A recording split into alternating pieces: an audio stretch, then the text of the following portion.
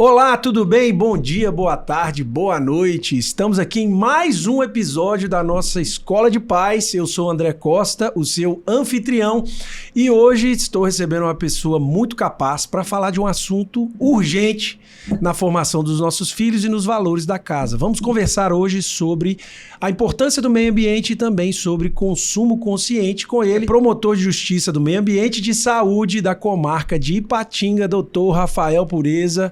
Bem-vindo ao nosso programa. Obrigado, André. Prazer estar aqui com vocês e poder contribuir aí um pouco com esse assunto que é tão importante, como você falou, é urgente, né? Muito bom. Ele é promotor, mas também é esposo, pai de 2 filhos e vivencia essas questões na própria formação e na gestão do lar. Mas antes da gente falar do nosso tema, eu queria ouvir um pouquinho de você. O que te levou até esse tema? Foi uma questão que foi levada até você pelo seu cargo ou você sempre teve um interesse por isso? Conta um pouquinho pra gente a sua história. Não, eu sempre tive interesse pelo assunto, né? A questão ambiental sempre foi importante para mim. Desde jovem, o prazer que eu tinha em buscar, em conhecer lugares, né, verdes e que estão relacionados, né? O mundo é cheio de lugares tão incríveis, tão belos. Curioso que quando a gente vai viajar, a gente sempre procura esses locais, né? E depois, profissionalmente, eu não entrei no Ministério Público pensando especificamente no meio ambiente. O Ministério Público é mais conhecido pela atuação criminal, né? E eu atuei como promotor criminal durante muitos anos e depois tive a oportunidade, já aqui na cidade de Ipatinga, de ir para a promotoria do meio ambiente, que também é a promotoria que faz a defesa da saúde coletiva, né? E são 2 temas que estão muito ligados, meio ambiente e saúde, e aí a minha paixão, que já vinha de muito, né, ela encontrou espaço também para ser exercida profissionalmente. E além desse cuidado com a cidade, né, com a região, você também tem sido uma voz presente no ambiente de conscientização, né? Muitas vezes dando palestra em escolas, eu já vi algumas oportunidades você participando sobre isso, então é um prazer ter você aqui, que também é autor, né? Lançamento de um livro que a gente vai falar daqui a pouquinho, justamente para esse público infanto-juvenil. Mas, de qualquer forma, eu queria começar fazendo essa provocação sobre o meio ambiente, né? Qual que é hoje o problema das famílias em relação a esse tema? Eu imagino que, pensando assim estatisticamente, é um tema que fica lá no fundinho da gavetinha, né? Assim. E eu acho que já foi. Né, a questão ambiental era até um passado recente, né, uma questão quase que ideológica, né? Então isso era bem dividido até em grupos, aqueles que eram considerados aí né, uma brincadeira assim, os ecoxiitas, né? Não, eu sou ambientalista, né? Eu quero defender o meio ambiente, uma coisa quase que ideológica, né? E aqueles que não davam importância nenhuma pro tema, mas muito por conta das catástrofes ambientais, né? Das crises climáticas, né, que o mundo vem enfrentando, o hemisfério norte sendo muito mais atingido por enquanto, mas também já chegando, né, no hemisfério sul também, o Brasil e outros países da América Latina sofrendo cada vez mais, né? Então esse tema entrou na pauta global, na pauta dos países e também na pauta das famílias. Então a gente nota que sim, esse tema já está mais chamando mais atenção, né? André, só esses últimos meses aí nós tivemos grandes crises climáticas e ambientais no nosso país, né? Uma enchente de grandes proporções, né? Algo que não tinha sido visto antes, né? No sul.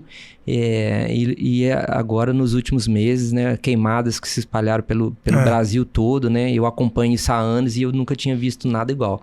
Então o tema é urgente, chegou perto da gente. Sim, inclusive eu fiz uma viagem há pouco tempo, durante essa alta aí da seca, a viagem de avião, e eu nunca presenciei isso, assim, você não conseguia ver nada além do que estava distante, porque a fumaça realmente impedia. Então veio muito forte, assim, as pessoas estão sentindo isso. Eu não fiz a viagem de avião, mas eu fiz de carro. E eu nunca vi durante uma viagem de carro, você vê tantos pontos de incêndio na beira da estrada. Assim, facilmente 15, 20 pontos em viagens curtas, né? O ilustrador desse livro mesmo, durante a época que a gente estava fazendo, você vai se lembrar, né? Sim. Ele teve dificuldade de terminar o trabalho porque estava preso dentro de casa com fumaça cercando lá a região onde ele morava, de tal modo que eles tinham dificuldade de sair de casa e de produzir, de trabalhar. Sim. Eu percebo claramente que esse assunto veio à agenda e principalmente por meio das escolas, da própria mídia e tudo. Todo mundo tem falado e trabalhado esse assunto. Quando eu falei que na família ele fica na gaveta, porque eu vejo que a maneira que a família trata isso ainda é um pouco, talvez, superficial demais. Eu percebo nos meus filhos algo que vem até da formação deles, né? Coisa que você não imaginava. Assim, o jogar lixo no chão no lugar errado já tá virando na consciência dessa nova geração um problema moral mesmo, né? Sim. Quando, na verdade, isso antigamente você via, as pessoas estavam andando no meio da rua, jogava lixo em qualquer lugar e ficava por isso mesmo. Na viagem, né? A latinha, abre a janela do carro e joga alguma coisa. Mas eu acho assim que na vivência da família, eu ainda... Talvez seja uma percepção minha, mas eu vejo que o tema não é tratado de uma maneira assim integral, global. Então, por isso que eu falei que ele fica mais na gavetinha. E talvez aqui a gente possa começar falando sobre esse problema, como esses temas são multidisciplinares, né? E eu quero dizer por quê. Às vezes a consciência ambiental não está conectada com o consumo. E é disso que a gente está falando aqui hoje, né? Consciência ambiental com os filhos, muito relacionado ao consumismo. Como que esses temas se tocam e qual que é a importância de trabalhar isso com os nossos filhos? A consciência moral a respeito das questões ambientais, eu acho que você falou aí, o jogar o lixo, ela já existe, né? A nossa consciência já nos alerta quando nós estamos fazendo alguma coisa que a gente considera prejudicial ao meio ambiente. E quando a gente fala de meio ambiente, inclusive, né, no direito brasileiro, nós não estamos falando só de natureza, não. O meio ambiente, tanto ele é natural quanto construído, né? Então existe um meio ambiente do verde, da árvore, da fauna, da flora, e existe um meio ambiente construído. Nós estamos falando mesmo do meio urbano, né? Que também é o ambiente onde a gente vive, né? Então essa consciência em relação à preservação desses ambientes que são a nossa vivência, ela já está ativa. Eu acho que o dilema das famílias agora é como eu vou transformar isso em atitudes práticas. Eu já tenho a consciência de que precisa ser preservado, mas as famílias ainda enxergam isso como uma responsabilidade dos governos, enxergam isso como uma coisa, é a floresta amazônica que não pode ser desmatada, é a grande indústria que não pode poluir, né? E agora é a gente pensar qual que é o papel de cada um de nós nisso. Existe algo que a gente pode fazer, cada um de nós, importante, começando comigo, com a minha esposa, com as minhas crianças. Aí eu devolvo a provocação para você. Tem alguma coisa que você pode fazer lá na tua casa? Ou basta eu ensinar para eles que deve preservar? Então, eu acho que era esse ponto que eu estava querendo chegar, porque para mim isso é fantástico. A gente já tem uma consciência afetiva sobre o meio ambiente, mas a gente ainda não entendeu qual que é o nosso papel no todo. E é exatamente quando eu comecei falando que ele está lá no fundo da gaveta, porque é o governo tal, é a indústria tal, é o grande capitalista tal que precisa mudar a forma de viver. Mas no dia a dia, a gente quer viver do mesmo jeito, fazer as mesmas viagens, comprar as mesmas coisas. Então, assim, lá em casa, a gente conversa muito sobre necessidade e desejo. Duas coisas bem diferentes. Muito bem diferentes, mas que no final das contas, vamos falar assim, é o jeito que eu estou afetando o meio ambiente. Né? Então a gente conversa muito sobre desperdício, coisas desse tipo. Inclusive eu vi uma palestra sua uma vez falando sobre água cinza? Como é que chama aquilo? E sim, as águas cinzas. Que você pode fazer pequenos atos. Como é que é? Fala. As águas cinzas são aquelas que elas são derivados da máquina de lavar, principalmente, né? Depois que a primeira água da lavagem sai, né? Ainda fica ali uma grande quantidade de água que poderia ser reaproveitada. Água de chuveiro é a mesma coisa, né? E essas águas são águas nobres, porque elas foram tratadas, né? Chegaram à nossa casa com um custo elevado, tanto para chegar lá quanto para a gente, né? E depois, simplesmente, elas são encaminhadas né? como resíduos e como... vão para o esgoto mesmo, né? Então existe muita utilização para essas águas. Elas podem ser utilizadas para lavar varanda, lavar carro, né? E são pequenas atitudes que poderiam ser adotadas. A gente fez um projeto, né, alguns anos atrás, né, o Ministério Público, de reaproveitamento dessas águas cinzas. Distribuímos pela cidade, né, os tambores, né, de 200 litros, né, que basta uma atitude de você desviar a água da máquina de lavar, depois que a primeira água, que é a água suja, né, que sai com as sujeiras, com as sujidades, a partir do segundo fluxo ali, você desviar para aquele armazenatório ali, para aquele tanque, e você consegue utilizar ela. Então, a água da chuva também pode entrar nisso ou não? É outro tipo? A água da chuva não é uma água cinza, mas ela também é uma água que pode ser muito... Que tem hoje muita gente usando, né? Um tanque de... As águas cinzas poderiam ser utilizadas até para descarga. A água da chuva, a mesma coisa, né? De descarga de vasos sanitários, né? A água da chuva mais utilizável ainda que as águas cinzas, né? Para regar jardim, que é um consumo grande nas casas, né? Regar plantas. É uma mudança de percepção, né, André? É uma mudança de consciência. Você achar esses gargalos, esses pontos, né? E começar a se valer deles, né? Mas isso tem um custo, né? E não é um custo financeiro, isso é um custo de energia, de envolvimento, né? Então, esse projeto mesmo da Águas Cinzas, muita gente falou, mas eu tenho que estar prestando atenção na máquina de lavar para poder eliminar a primeira água que contém sujidades e depois virar o caninho ali para o reservatório.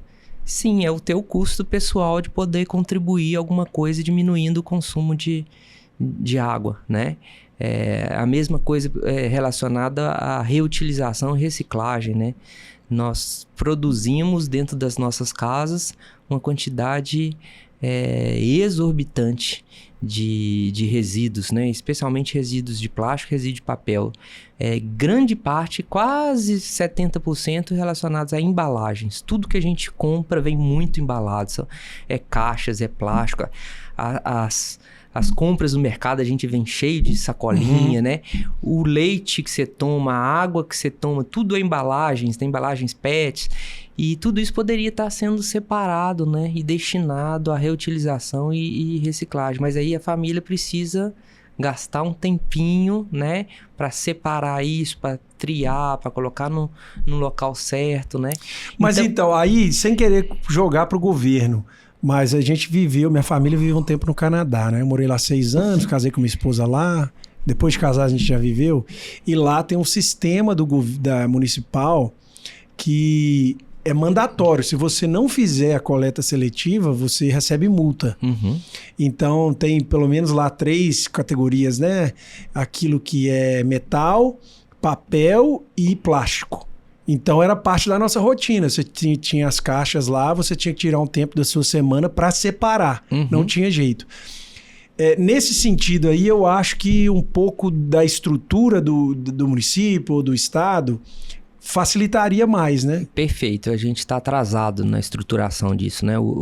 Os governos, né, inclusive municipais, né, eles precisariam criar as estruturas para que a gente pudesse. Por exemplo, hoje eu lá em casa eu faço, com a minha família, a gente faz a separação dos resíduos que podem ser reciclados e os orgânicos, né? Mas nós não temos um ponto, por exemplo, de coleta. Nenhuma coleta na porta e nenhum ponto próximo, né? Então isso vai dificultar muito, né? Eu consigo colocar no veículo para levar até um ponto distante e lá eu não tenho certeza plena se vai receber a destinação correta, né?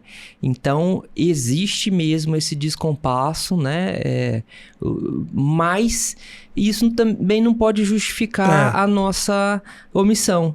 né? Até porque quando a sociedade se mobiliza e ela começa a gerar prática, gerar consciência, a gente acaba pressionando o poder público, né? Então tem coisas que vêm de cima para baixo, o poder público cria, por exemplo, igual você falou no Canadá e a experiência da Europa também, né? Penalidades ou incentivos para quem faz ou penalidades para quem não faz, então vem de cima. Mas também existe a possibilidade da sociedade de baixo para cima pressionar para que essa estruturação do poder público aconteça. Aqui em Patinga, né, nós precisamos avançar na coleta seletiva, né? Um projeto do Ministério Público com o Santana do Paraíso, nós conseguimos lá implantar isso e está funcionando, né? Até a sociedade abraçou tanto que, assim, um problema que tem é que recebe mais resíduos recicláveis do que o projeto hoje né, tem capacidade de triar. Um problema bom, positivo, né? Mas você vê que a sociedade quer, né? Realmente eu concordo com você que ainda está faltando um pouco da estruturação. Eu vejo assim que a classe média brasileira tem um desafio, tá bom? Não sei se você vai concordar com isso, um desafio cultural, porque a classe média brasileira, de todas as classes médias do mundo ocidental, talvez seja a mais, vamos dizer, mal acostumada, porque nós vivemos num país com um abismo de força de trabalho em relação à remuneração que permite à classe média brasileira terceirizar uma série de ações e trabalhos que estão dentro de casa ou na necessidade da dinâmica familiar que outras classes médias da Europa, dos Estados Unidos, do Canadá não conseguem. Então, eu acho que a classe média fora do Brasil tem uma consciência maior do lixo que gera do que a brasileira. Porque está mais tempo dentro de casa. Porque está mais tempo dentro de casa fazendo as tarefas, separando as coisas. E aqui, fala a verdade, no Brasil, a classe média ela acaba terceirizando, porque tem condição. E eu acho que isso também é um bloqueio cultural, né? Assim, o que a gente deixa de passar para os nossos filhos quando eles não participam do dia a dia das tarefas do lar? Será que a gente também, parte do nosso consumismo, do nosso problema de consciência do lixo que a gente gera, também não passa pela classe média não trazer a família para participar um pouco dessa... E a tendência é que exista uma mudança em relação a isso, né? A gente já está enxergando um quadro em que a classe média vai também ter que pôr a mão na massa e participar mais, né? E já existe essa vontade. Talvez ainda não conseguimos transformar isso na prática, mas a gente já vê essa consciência das famílias querendo estar mais próximo dos filhos, convivendo mais e se envolvendo a família toda nas tarefas, né? Então, esse aí já é o grande problema. O problema nem é só o fato de que pela ausência nossa, nessas questões relacionadas à casa, a gente não vai conseguir ver as questões ambientais, né? Mas essa ausência nossa já é um problema, porque isso significa que nós não vamos... nós vamos estar perdendo uma grande oportunidade de caminharmos juntos com a nossa família, ensinando não apenas... faça assim ou pense assim, mas fazendo junto, ensinando pelo exemplo, né? E se envolvendo em todas essas questões, né? E é isso aí que vai gerar uma busca até pelo consumo, né? Eu compenso isso de outra forma, né? Como eu não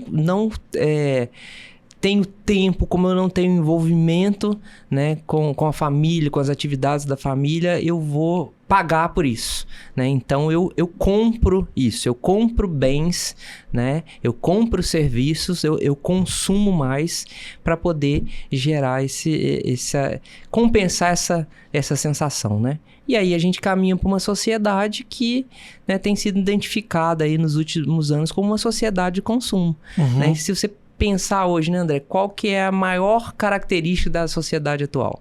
No passado falamos, a industrialização, a busca pelo conhecimento. Hoje, qual que é a maior característica da sociedade atual? A busca pelo consumo.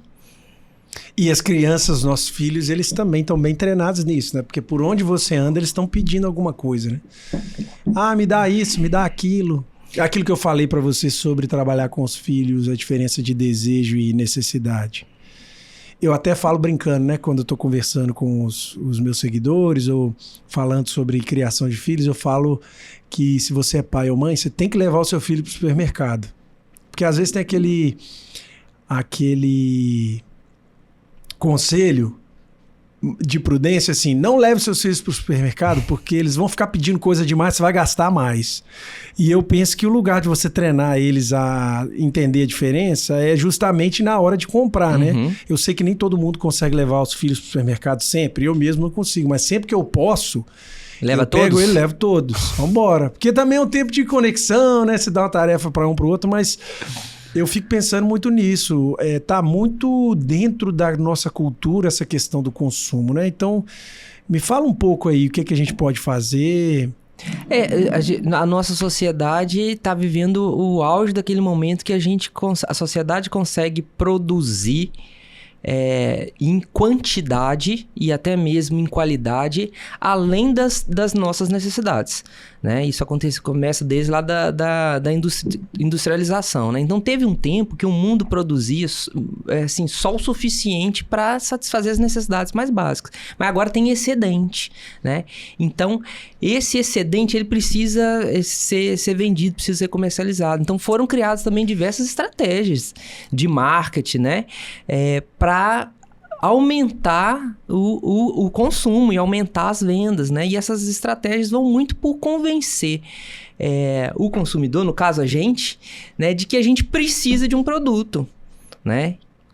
E aí fica a pergunta, será que eu tenho a necessidade desse produto ou o que você falou, né? Ou eu tenho o desejo de ter isso? E por que eu teria esse desejo, né?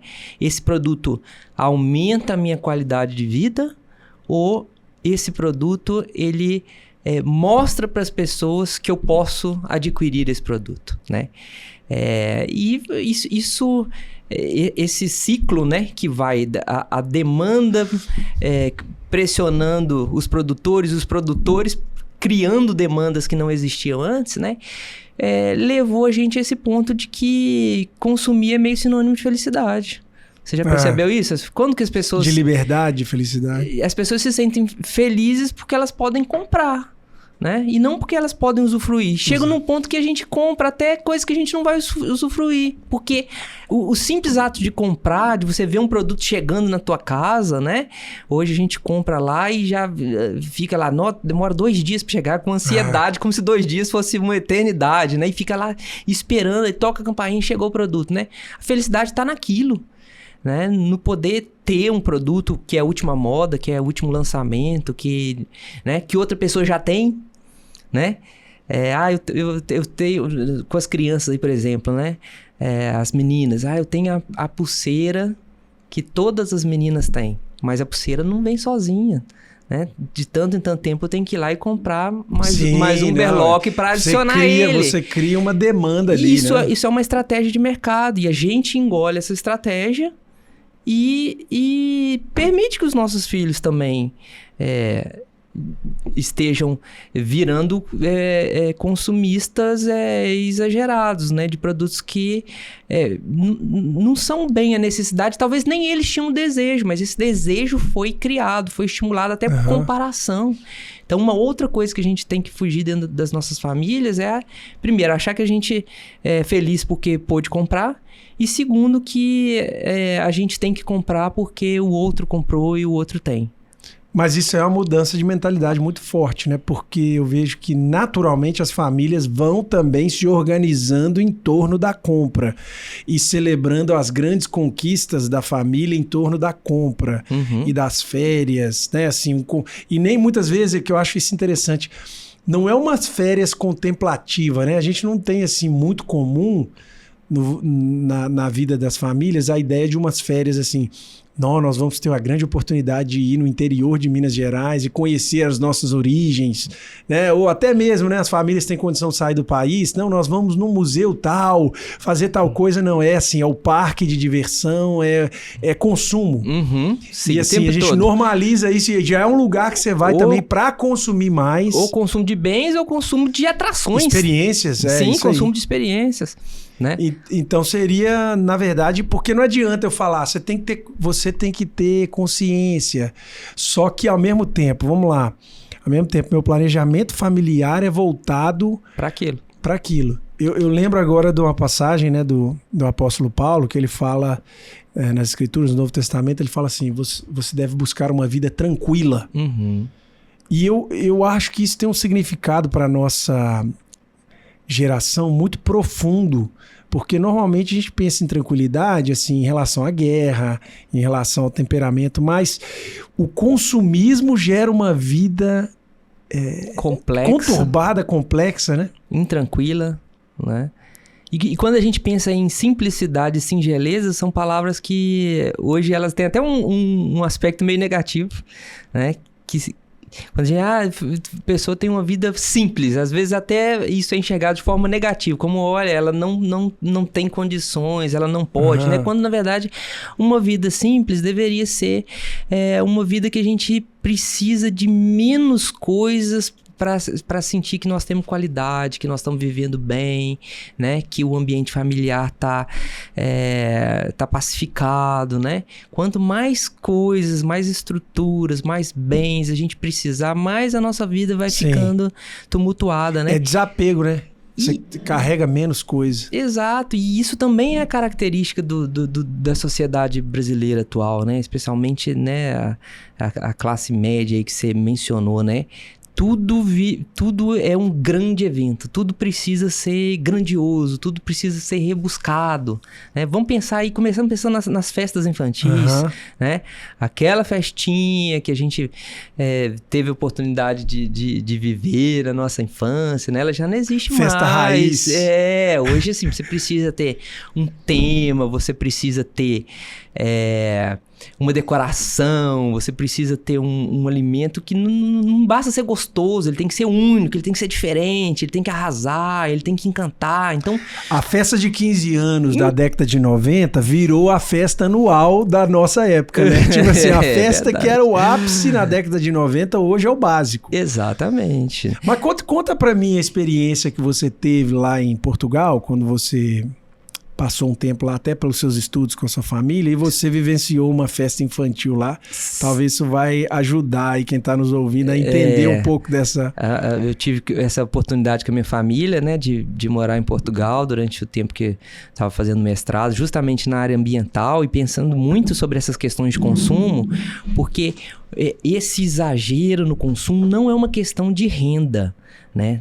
Na Europa, em geral, as famílias têm uma renda maior, mas elas estão menos interessadas em consumir com exagero do que no Brasil, por exemplo. Né? Elas estão mais interessadas hoje em ter qualidade de vida, né? E na simplicidade. Então, assim, as pessoas buscam mais os espaços verdes, elas buscam mais andar de bicicleta, andar de transporte público e diminuir a quantidade de coisas que existe, né? E a gente teve essa experiência, né? Nossa filha estudava num colégio público, como, aliás... todas as famílias, né, lá, porque a educação é fornecida com qualidade pelo poder público, e tinha uma atriz de televisão e de teatro que tinha a filha na mesma sala da minha menina. Eu imagino que ela tinha uma condição financeira muito boa, né? Sim, era uma atriz reconhecida, daquelas que você anda no transporte e tem lá fotos, né, em cartaz, em tal espetáculo. E aí, no dia do aniversário da filha dela, coleguinha da minha filha, eles mandaram uma mensagem por WhatsApp, não foi um convite, nada elaborado, né? Falando que ia ter o aniversário, convidando a gente para ir, e colocaram lá uma referência de local, né? Um endereço. E aí a primeira surpresa nossa, quando a gente foi procurar no Google e a gente não conseguia achar nenhuma casa de festa naquele endereço, nós ficamos sem saber onde que era, né? Olhamos nas imediações ali e realmente não tinha nenhum local de eventos, né? E aí nós entendemos que com a referência que ela passou, que na verdade não era um lugar fechado, era um lugar aberto, um lugar público, era um jardim.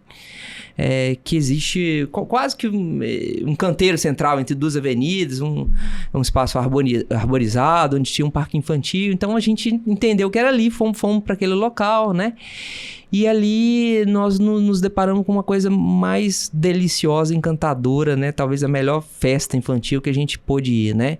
A atriz chegou com uma sacola retornável, reciclável, abriu, né? Um forro quadriculado, esticou na grama, colocou ali uva com raspa de limão, um suco natural, salvo engano, uma limonada, e pipoca, e as crianças comeram aquilo ali, sabe?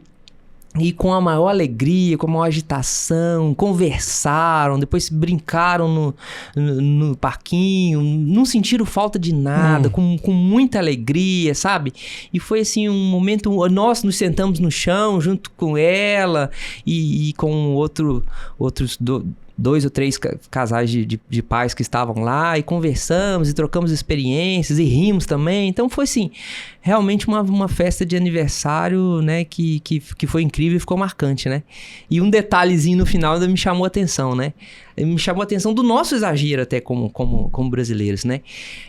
Tinha uma outra família brasileira e no finalzinho a menina chegou para a atriz portuguesa, né, a mãe da criança aniversariante, e falou assim: tia, e a lembrancinha? A gente já tá indo embora, e a lembrancinha? Porque no Brasil a gente não basta dar a festa, a gente ainda tem que dar um presente na hora da pessoa ir embora, né? E esse presente no início era uma lembrancinha, né, André? Mas que tá cada vez ficando mais sofisticado. Agora você tem que, né? Tem que inovar, tem que ser a melhor de todas. Tem que ser. E aí a atriz portuguesa ficou, né, assim, meio perdida, lembrancinha. E a mãe da menina, muito sem graça, falou assim: não preocupa não, é porque lá no Brasil a gente tem um costume de, no final das festas, dar para as crianças um pequeno agrado. Lá usa a palavra regalo, né? Dá um regalo. E aí a portuguesa, mais que depressa: o agrado, o regalo, claro, tá aqui, vem cá, me dá um abraço. Dá um abraço. Né? E deu um abraço na menina, né? Olha só, enquanto isso, nos nossos aniversários, os pais dos aniversariantes estão tão preocupados, né? Se a iluminação foi boa, se o salgado foi o melhor, que às vezes a gente não dá um abraço nas pessoas que estão lá. É verdade. Né? Então, o que vale mais, né? E é esse consumo nosso, essa vontade de encantar, de ser feliz, de agradar pelos bens, né? Que vai gerar uma pressão ambiental muito grande, porque por trás de cada coisa dessa, é a lembrancinha no final, tá? Mas é uma lembrancinha que vem embalada, que vem depois num outro saquinho de papel, que foi produzida às vezes do outro lado do mundo e foi transportada para cá, né? E tudo isso gera uma pressão ambiental muito grande. E até quando o mundo vai ter, né? A natureza vai ter condição de fornecer insumos para todo esse consumo. E eu vejo assim também, né? Além da questão ambiental, porque eu acho que a questão ambiental ela é um sintoma também do que está acontecendo dentro de nós. Na minha visão, é uma questão espiritual também. Sim. Porque se você está consumindo o mundo dessa forma, do ponto de vista de internalização, também tem um desajuste ali dentro, né? Porque eu estava falando da vida tranquila. A vida de consumo, com o consumismo, ela também é uma vida que você não desfruta o suficiente. Sim, porque eu passo mais tempo comprando do que usando as coisas. Eu passo mais tempo construindo, embelezando a casa, do que eu paro para desfrutar aquilo, né? Eu lembro que um autor americano, eu li um livro dele de uma vez, era Being Consumed, alguma coisa assim do tipo, sendo consumido. O nome do autor é Kavanagh. E aí ele falava sobre o problema do consumismo na questão afetiva.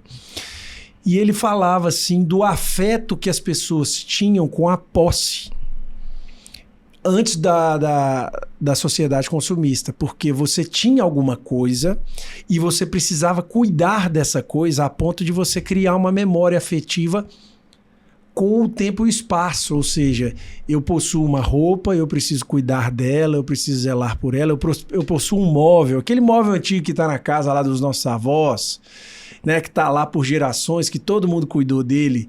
Então aquilo passa, é um senso de pertencimento, você olha. Mas o consumismo, como ele te dá a possibilidade de ter tudo, ao mesmo tempo você não tem nada. Porque você não estabelece uma relação de posse com as coisas. Então é muito difícil também a gente criar uma cultura de zelo com os nossos filhos se a gente não ensinar a eles que se ele não cuidar de alguma coisa, ele vai ficar sem. E normalmente, às vezes, a gente como pais, querendo oferecer o melhor para eles, a gente fala assim, não, quebrou, não tem problema não, eu te dou outro. Uhum. Então a gente está fomentando exatamente é um desapego tóxico. E já começa com um problema, né? As crianças não podem ter nenhum tipo de frustração, né? Então quebrou, ela não pode ficar triste. O pai já imediatamente, não tem problema, né? Eu resolvo isso aí, né? Quando até a tristeza por ter quebrado ou perdido um bem faz parte da formação da...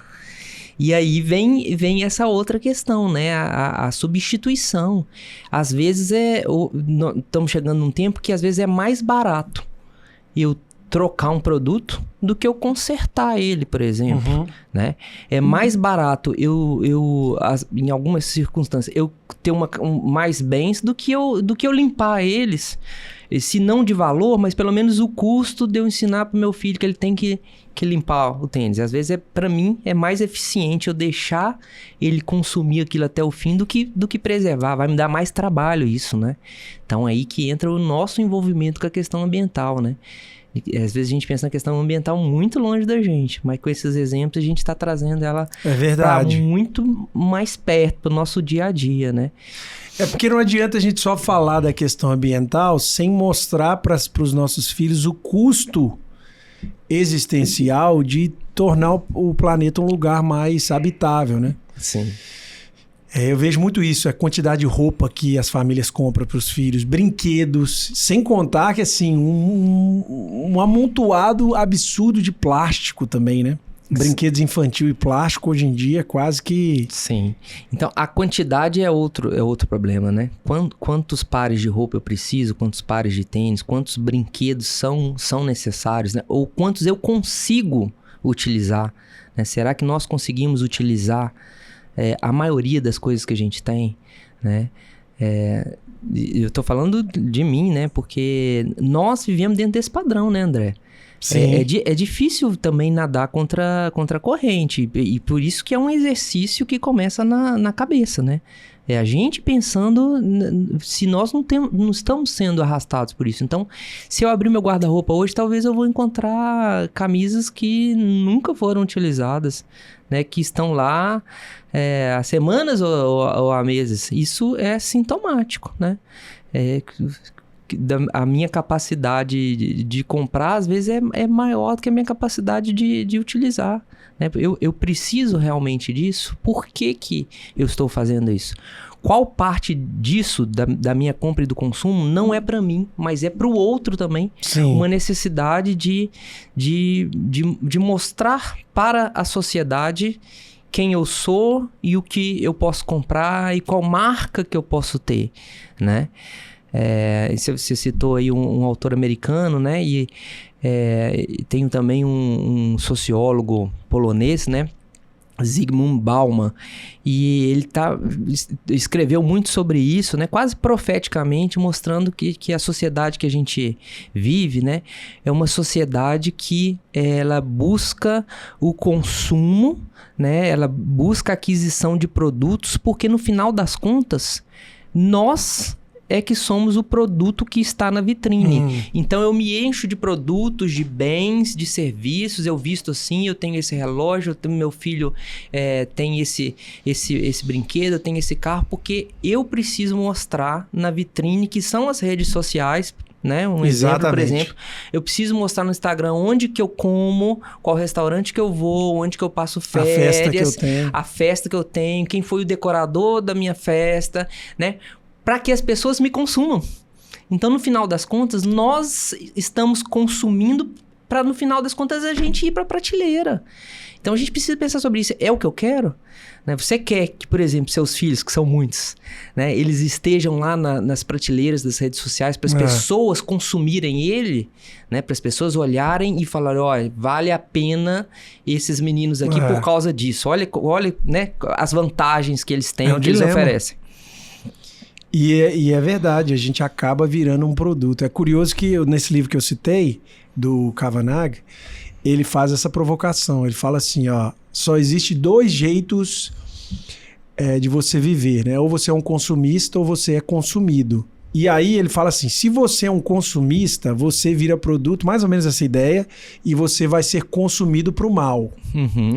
Mas se você entende uma ordem hierárquica no cosmos e entende que nós fomos criados por Deus para servir as pessoas, aí você passa a ser consumido da maneira correta, né? E ele faz essa provocação fazendo uma ligação até com a figura de Jesus, que no final das contas Jesus veio para se entregar. Uhum.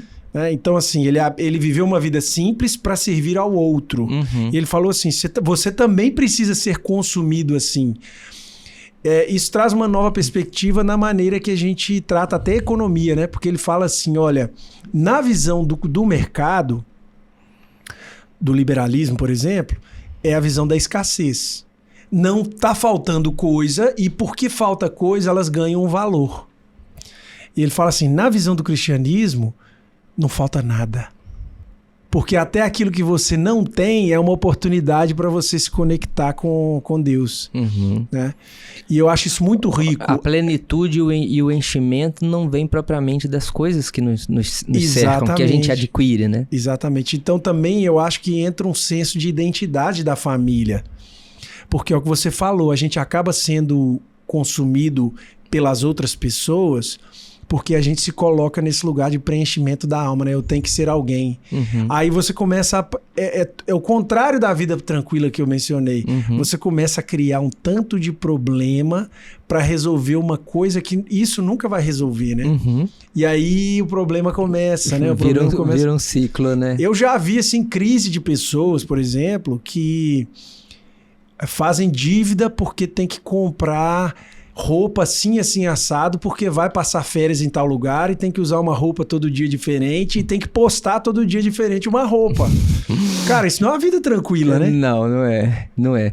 Você gasta mais tempo, mais energia pra comprar as coisas que você vai usar na viagem do que o tempo que você vai ter de descanso, né? E isso tem a ver com singeleza de coração, né, André? Você adotar uma postura de vida, né? Em todos os aspectos, em todas as áreas que reflita essa simplicidade, essa singeleza que a gente tem perdido um pouco, né? Você falou de crise aí, eu me lembrei também de muitos pais com que a gente tem conversado, e é o meu caso também, né? Porque isso a gente pensa, mas nós vivemos isso, nossos, né? De pais que, assim, tem crise porque eles podem dar para os filhos e, de repente, eles se sentem não tão bons pais ou se sentem maus pais porque não dão para os filhos tudo que eles podem financeiramente. Então nós temos que separar isso, né? Pode ser o contrário, pode ser que a gente seja bom pai na medida que a gente fale pro filho, olha, eu não vou te dar isso, né?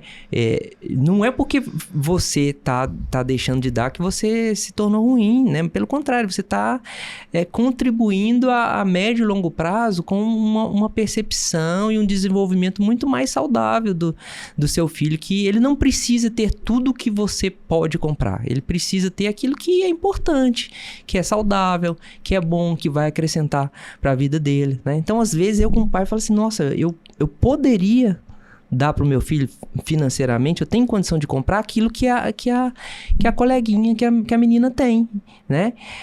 Mas eu voluntariamente vou deixar de fazer isso, né? Então, nós estamos tratando aí de um aspecto de deixar de consumir, né? Nem é só não consumir exageradamente, mas em alguns casos a gente tem que pensar, eu posso deixar de consumir. É uma escolha de simplicidade, né? Eu poderia consumir isso, eu poderia comprar isso para o meu filho, mas eu não acho que é necessário. Naquele momento, talvez o menino não vai ter a mesma sensação que todos os coleguinhas estão tendo, sim.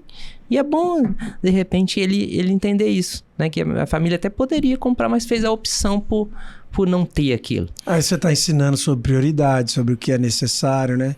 Que eu acho que são assuntos que eles percebem, as nossas crianças percebem muito menos com sermão e mais com essas atitudes práticas. Com certeza. Porque você tem que vivenciar isso. Claro, exatamente. Não adianta eu falar para eles e continuar mantendo o mesmo estilo, né? É um desafio para as famílias hoje em dia. E eu vejo isso até também em questão de alimentação, né? Assim, às vezes é muito fácil você terceirizar a comida também, né? Chega um final de semana lá e tal, e aí às vezes as crianças vão falar assim, não, hoje eu quero pizza. E às vezes vai ser o dia que você vai falar assim, não, hoje vai ser sanduíche, nós vamos fazer aqui e tá tudo bem. E eu já vivenciei com meus filhos algumas coisas nesse sentido, de intencionalidade de deixar de consumir. E em alguns momentos você vê que era necessário mesmo, porque até o coração dele estava precisando ser tratado. Às vezes vai ter, tipo assim, uma insatisfação tremenda, porque queria ganhar comida tal e não ganhou e tá tudo bem. E às vezes eu já tive uma conversa com um dos meus filhos assim, filho, o fato de você estar reagindo assim demonstra exatamente que era importante a gente aprender a ser satisfeito com a comida que está aqui no armário, porque deixar de comer alguma coisa, tendo comida em casa, não pode te deixar triste desse jeito. Você está indo para uma questão muito interessante, né? A questão da alimentação, né? Como a gente precisa parar para pensar sobre esse fenômeno que está acontecendo nos nossos dias, que também está totalmente ligado à questão do meio ambiente e à questão de saúde, né? Que são os dois temas que eu trabalho, né? Nós estamos vivendo um processo de revolução alimentar, né? Nunca se consumiu tanto alimentos pré-preparados e que chegam à nossa casa numa velocidade incrível, né? A alimentação que a gente liga ou que a gente entra lá no aplicativo, né? E que em 30 minutos tá na nossa casa, né? E de vez em quando isso tem que acontecer nas famílias, né? E ajuda muito, né? Faz parte. Nós não estamos adotando uma postura aqui radical, né? Mas você sabe que isso tem um impacto até no modo das crianças e no nosso também, de perceber o tempo, né? Preparar um alimento, antigamente, era uma atividade familiar, né? E que envolvia tempo. Fazer um bolo envolve você ir ao mercado primeiro, você trazer o produto, você fazer o preparo, você assar aquilo, horas, né? Hoje, quando você pede um alimento, né? E se ele demora 10 minutos, se for um hambúrguer lá, você já entende que né? Aquilo dali é absolutamente ultrapassado e gera até um nervosismo em algumas pessoas, né? Antes, você tá demorando. Acho que tem até um livro, não tenho certeza, acho que chama que Crianças Francesas Não Fazem Pirraça. Sim, tem eu acho livro, que é esse livro, né? É uma autora americana que morou na França, eu já vi esse livro. E uma das coisas que fala lá no livro é isso, que as crianças na França, elas conseguem ter um pouco mais da dimensão do tempo, porque elas são convidadas a participar dessas tarefas, então elas sabem que os alimentos não são feitos num estalo de dedo. Mas hoje não, hoje a gente tira da geladeira e coloca no micro-ondas e fica lá 1 minuto na frente do micro-ondas e as crianças ficam absolutamente impacientes e nervosas. 1 minuto. Se ela tivesse feito um bolo uma vez na vida, ela saberia que demora 3 horas para todo o processo, né? E isso gera uma vida de quê? Uma vida de ansiedade, uma vida de estresse, porque não consegue compreender sequer o tempo e os processos que as coisas demandam para ficar prontas. Então, e a satisfação do final desse processo, né? Porque também retribui quando você faz o processo todo em família e vê o resultado e se deleita com ele. Exatamente. Chega pronto, é ao contrário, né? As crianças ainda vão... E nós mesmo, né? Não tá tão quente quanto eu esperava. Não veio embalado como eu esperava. O outro é melhor, né? Ainda gera, às vezes, uma murmuração, né? Uma frustração. Você tá mais propenso a se frustrar do que... Eu sei que talvez algumas pessoas estão escutando a gente, né, André? E estão pensando assim, nossa, isso parte até por radicalismo, né? Então, pensa bem, nós não estamos aqui pensando que essas coisas que fazem parte da vida moderna precisam ser abolidas, né? O consumo é importante, né? O consumo, ele satisfaz necessidades nossas, né? Move a economia, dá emprego para as pessoas. A agilização de processos de alimentação também faz parte da vida moderna. O que a gente está tentando fazer aqui é pensar sobre essas coisas, o que a gente não tem feito no dia a dia, né? Exato. E quando a gente passa a refletir sobre elas, a gente tem que chegar à conclusão que nós... fomos para um extremo, né? E algumas coisas a gente tem que trazer mais para o meio termo para que a gente possa ter saúde, né? a meta de tudo isso que a gente está falando aqui é viver bem, né? E não é o que está acontecendo. Todas essas coisas não têm conseguido trazer essa qualidade de vida que a gente espera porque ultrapassou, né, um limiar. Perfeito. São reflexões que vão favorecer a família, tanto conexão familiar como dar aos nossos filhos capacidade de discernir melhor quais atitudes tomarem enquanto consumistas e sem negar o valor que essas coisas têm, claro. Que fique bem claro isso, até porque essas inovações elas têm o seu valor e o seu lugar. O problema é a gente usar e abusar delas, né? Exatamente. E criar vícios achando que está muito fácil. Porque tem um livro do Peter Crouch, chama Sabedoria Tecnológica para a Família. E ele faz a definição do que é tecnologia da seguinte forma: fácil em todo lugar. Definição simples, eu acho genial, que é: a tecnologia ela chega falando o seguinte, está em qualquer lugar e a toda hora. Então, como ela é muito fácil, ela não gera reflexão. E você para de pensar o que você está perdendo quando essas facilidades são entregues para a gente de uma forma impensada. Porque, na verdade, assim, é até um tema que eu gosto de pensar muito. Não sei se é familiar com o termo, mas é o minimalismo, já vou falar, né? Sim. Então, o minimalismo é um movimento reativo ao consumismo e que prega uma vida, assim, um pouco mais simples. E, na verdade, ele cresceu muito na classe média, especialmente norte-americana. E é curioso que o consumismo ele é tão sagaz que ele vai entrando até na ideia de simplicidade, porque hoje você vê o lado que o minimalismo chegou, que é aquela ideia assim, vou ter uma casa de uma cor só, vou ter o mínimo de coisas possíveis que eu puder. Ele chega num ponto que ele vira um novo consumismo, porque ele é um fetiche da classe média alta. O minimalismo funciona quando? Quando você mora num grande centro urbano, que tem uma padaria no canto da sua casa, tem uma loja de roupa no canto da sua casa, e esses lugares são o seu guarda-roupa. Então, assim, parece que a gente está querendo defender aqui um radicalismo, mas não é, na verdade, é consciência. Porque tem até alguns modismos em relação ao não consumo que viram consumismo. Sim. E a gente tem que ficar atento a isso também, né? Isso. É tipo assim, é o minimalismo com o computador mais caro do mundo, a roupa minimalista mais cara do mundo e a casa minimalista mais cara do mundo. Eu troco todos os produtos que eu tenho por produtos que tenham essa pegada. Então exatamente. Eu acabei consumindo tudo de novo, né? E porque o consumismo ele é isso, ele não tem lado. O lado dele é cada vez você consumir mais, né? Você vê que de todos os pontos que a gente conversa, o que exige muita da gente é a atenção, né? Até porque, voltando aqui a uma questão que a gente colocou no início, né? E você falou agora da tecnologia, tudo está sendo programado, né, para fazer a gente consumir, né? Então, as empresas hoje trabalham muito em cima de um negócio que se chama obsolescência programada, né? Os bens, eles são feitos, eles são programados para ficarem obsoletos, né?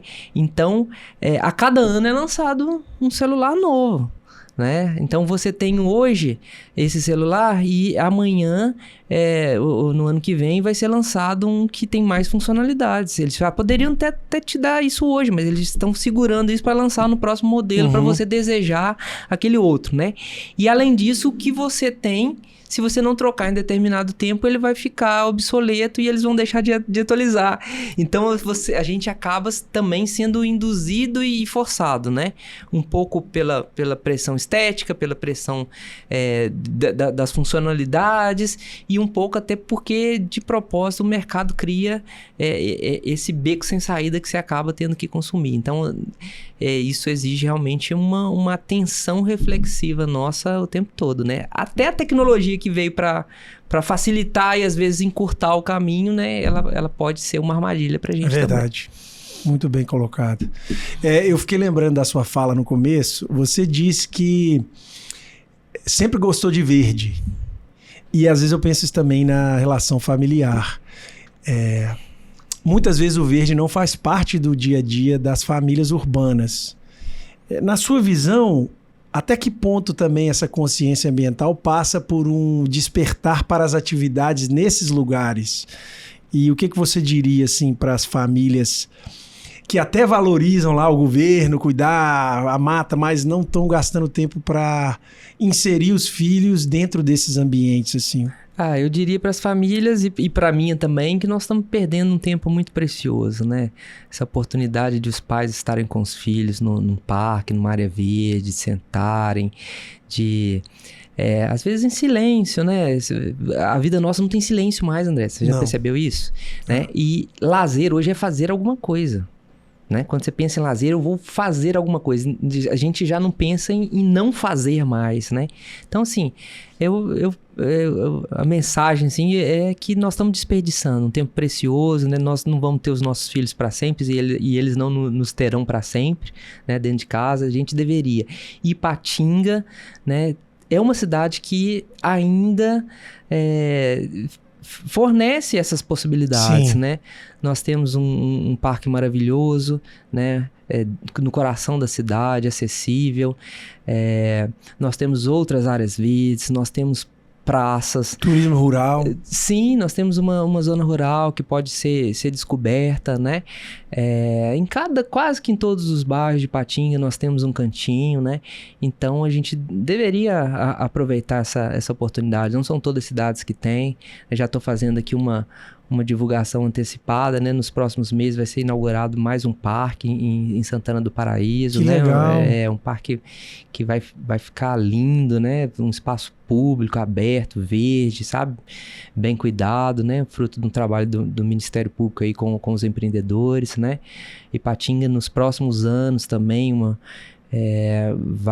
várias áreas verdes vão ser revitalizadas, né? A gente pode descobrir esses espaços e aproveitá-los melhor do que a gente tem aproveitado hoje. Que legal. Para mim foi muito marcante durante a pandemia, que fechou tudo, e eu sempre senti falta do que eu vivenciei no Canadá, porque o arranjo urbano lá, ele é muito misturado com o verde. Uhum. Então você tem alguns lugares para morar e tem um lugar verde, assim, a alguns passos da sua casa, com trilhas já prontas, assim. Uhum. E eu confesso, quando eu retornei para o Brasil, isso ficou um pouco adormecido na vivência da minha família. Mas na pandemia, eu e minha esposa, a gente sentou, pegou o mapa de Ipatinga e falou assim, o que a gente está perdendo aqui? A gente fica falando, né, no Canadá era bom assim, assado, mas aqui também tem muita coisa verde. E aí a gente foi intencional, começou a visitar esses lugares verdes e tem muita coisa. Aqui no Brasil é muita riqueza, né? Só que às vezes os municípios não se organizam para tornar esses lugares de fácil acesso. Atrativos. Exatamente. Né? Sim. Com uma estrutura razoável para você não passar aperto ali com crianças pequenas. É muito comum na Europa e em outros lugares. Eu tive a oportunidade de conhecer também agora o arquipélago de Açores. Esses espaços verdes destinados até a refeições, né? Eles chamam de merendários, né? Então as famílias, isso não tem a ver com classe social, a gente encontra lá famílias ricas, pobres, de classe média, é um costume, é um hábito, né? As famílias às vezes juntam o seu lanche, o seu almoço e vão para esses merendários, esses locais públicos, às vezes tem mesas, sentam, fazem suas refeições, né? Fazem os aniversários nos lugares verdes, nos gramados, né? Então essa recuperação por essa conexão, né? Como você falou, também é uma conexão espiritual, né, André? Porque em Mateus, no Evangelho de Mateus, né, no Sermão do Monte, né, Jesus explica que se a gente quiser mudar a nossa qualidade de vida, né, uma coisa que a gente deve fazer, se a gente quiser ser menos ansioso, é uma dica para quem tá com ansiedade e com depressão também, né? Nós deveríamos contemplar a natureza, Sim. Contemplar as aves do céu, lírios né? do campo, contemplar a flora, a fauna, né? E lá não fala pra gente pensar nessas coisas, né? Faça um exercício de meditação e pense nisso. Lá não fala pra gente ligar a televisão e ver essas coisas, fala pra gente olhar com os olhos físicos essas coisas, né? Então, o exercício da contemplação é um exercício que foi ensinado por Jesus, né? E se cada um de nós sentássemos, pegasse a sua cadeirinha, sentasse num gramado 10 minutos por dia, né, e olhássemos ali cautelosamente, né, para as coisas simples ali, uma árvore produzindo, uma borboleta no tronco da árvore, é um formigueiro, cada formiga trabalhando e fazendo seu trabalho, a folha caindo, é o cosmos, é o céu. Se a gente contemplasse 10 minutos por dia, a nossa sociedade precisaria de muito menos medicamentos, né? Que é outra febre hoje, né? Todo mundo, inclusive inclusive crianças e adolescentes, né? Todo mundo consumindo muitos medicamentos, não é um só não, né? Para ficar alegre, para dormir, para não sentir tanto impacto, para não ficar triste, né? Quando o remédio está lá, Jesus já deu. Sim. Contemplai. Remédio preventivo. Contemplai a natureza. A gente está chegando no final e nesses últimos minutinhos aqui eu quero apresentar para quem está acompanhando lá o livro do Rafael Pureza, O Enigma da Ficus Gigante, da editora Criares, né? Da Educação Criativa. E eu queria conversar um pouquinho sobre esse livro. Conta pra gente aí qual que é a história, é uma aventura infanto-juvenil. A ideia foi sua, né, André? Mais ou menos, né? A gente conversou. Eu tive a alegria de participar, né? Ser um dos editores.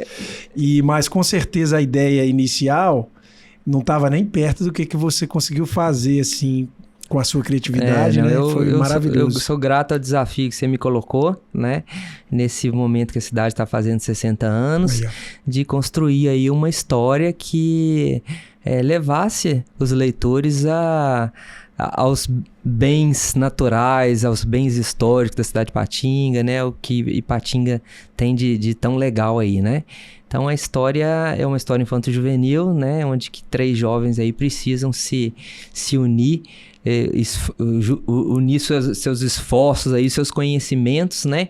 Para descobrir pistas que estão espalhadas pela cidade, decifrar essas pistas, porque tem alguém que está querendo destruir aí um patrimônio ambiental e histórico muito importante da cidade. Então, foi uma forma que a gente tentou, usando aí a criatividade, esse aspecto lúdico, né, de apresentar de uma forma agradável para as crianças. E também tem muito adulto que está gostando e se identificando com a história e com os locais, né? Porque, na verdade, assim, o livro, ele tem 2 aspectos, né? 2 camadas. A cidade de Ipatinga está fazendo 60 anos, então a gente entendeu que esse tema seria muito interessante. Mas também é uma história universal, porque ele toca em temas centrais como a valorização do meio ambiente, a consciência em relação à riqueza natural e urbana que existe numa comunidade, e fala muito também, eu senti isso na história, né, fui tocado por isso, desse equilíbrio.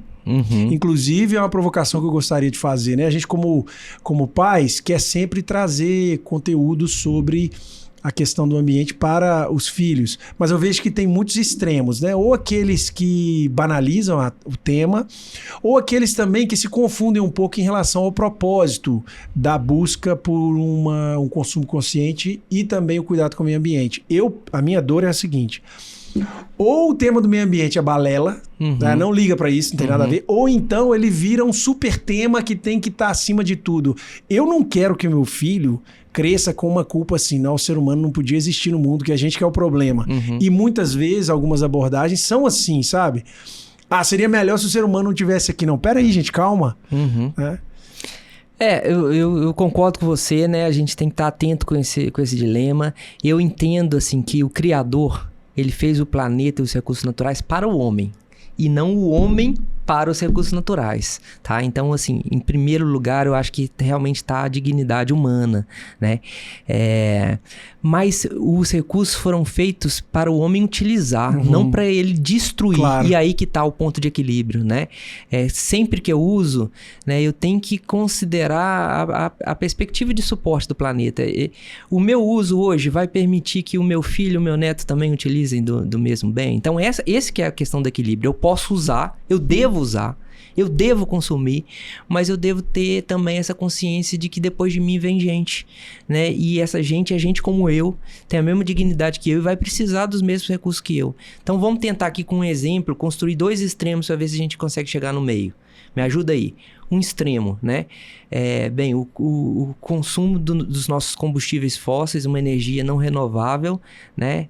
É extremamente prejudicial para o planeta, acaba com o recurso e gera muita poluição. Então, a partir de hoje, eu não ando mais de carro, né? Eu não consumo gasolina, eu não Extremo. compro nada que seja de plástico, né? Porque isso aí causa um dano para o meio ambiente. Então, eu diminuo a minha qualidade de vida, da minha família e faço um consumo zero disso, né? É um extremo, né? O outro extremo tá aí, eu posso utilizar, né? Por que eu vou planejar o meu roteiro que eu tenho que passar se eu ando de carro para lá, para cá e eu posso pagar o combustível e eu uso mesmo, né? Por que eu vou de bicicleta para o serviço ou por que eu vou a pé, né? Se o carro tá aí para isso mesmo. Dois extremos, né? Qual que é o equilíbrio disso, né? Tem uma frase que diz assim, olha, o planeta tem o suficiente para a necessidade de todos, mas não para o abuso de todos. Uhum. Então, esse é o ponto de equilíbrio, né? Eu posso utilizar, eu devo, né? Mas considerando que existe futuras gerações, né? O meu filho vai precisar de combustíveis fósseis? Ele vai precisar de gasolina? Vai precisar, né? Por que a minha geração vai acabar com tudo? Então, as gerações anteriores à nossa acabaram com muitos recursos, né? Hoje a garotada está aí super interessada no livro porque descobriu no livro que em Patinga existe pau-brasil plantado em um local especial, né? Na verdade, são algumas unidades arbóreas de pau-brasil. Não posso contar porque senão vou dar o spoiler, né? Mas no passado a gente teve pau-brasil na Mata Atlântica inteira. E uma geração inteira, uma geração só, consumiu inteiramente esse recurso. Então é disso que nós estamos falando, né? Não é de um desequilíbrio para um lado, né? Mas tentar equilibrar usando as coisas, mas com essa consciência de que a gente precisa deixar para as futuras gerações. O livro, então, para a região aqui do Vale do Aço, ele tem um apelo específico porque ele visita os pontos e conta um pouco da história. Acho que é por isso que o pessoal mais velho está gostando, né? Porque muita gente não sabia das informações que estão aqui e você, como um conhecedor, por ser promotor da área e ter um interesse nesses bem tombados, conseguiu colocar isso aqui de uma forma acessível. Então, para os jovens, principalmente, para os adolescentes, crianças assim, pré-adolescentes, eu acho que dá a eles também um senso de pertencimento, né? Que é aquilo que a gente estava falando. Eu acho que um pouco da nossa responsabilidade como pais é inserir os nossos filhos nas riquezas locais. Visitar parques, mostrar que a história aqui foi construída. Porque isso tudo traz o tema do consumo consciente, quer dizer, as pessoas produziram coisas pra gente estar aqui hoje. Exatamente. Elas não destruíram a cidade, elas construíram uma cidade e mantiveram. Né? Então... E um tema que é muito caro pra gente hoje, que é o acolhimento, né? A gente se sentir acolhido pelo lugar que a gente vive, né? Se sentir abraçado, porque a gente conhece esse local, a gente sabe as riquezas. É o tema também de criar raízes, né? A cidade de Patinga é uma cidade jovem, onde que maioria da geração dos nossos pais vieram para cá, né? Não nasceram aqui, já os nossos filhos nasceram na cidade ou na região. Então, é essa questão também de permitir que eles criem raízes aqui. Muito bom. Então, vou deixar o link do livro aí para quem quiser adquirir, dar de presente para um jovem ou conhecer mais sobre a região. Eu quero agradecer muito a sua presença, Dr. Rafael Pureza, falou aqui hoje como promotor, como pai, contribuiu de forma muito rica para quem assistiu e quero deixar você aí fazer as suas considerações finais, alguma mensagem que você queira deixar para os pais, encorajamento, a palavra está com você. André, muito obrigado, quero deixar primeiramente o agradecimento a você pelo desafio do livro, né, pela oportunidade de a gente estar compartilhando ideias. Enquanto a gente compartilha, a gente fala, a gente mesmo reconstrói, a gente pensa e a gente encontra os espaços na nossa vida que precisam ser corrigidos, né.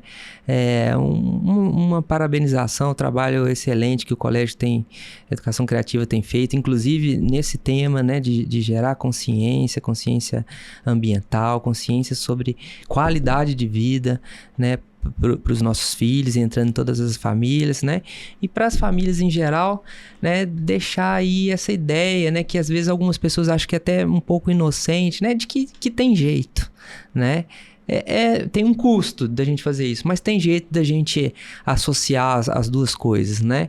O desenvolvimento, o progresso, o trabalho, a ocupação de espaços, a construção, né?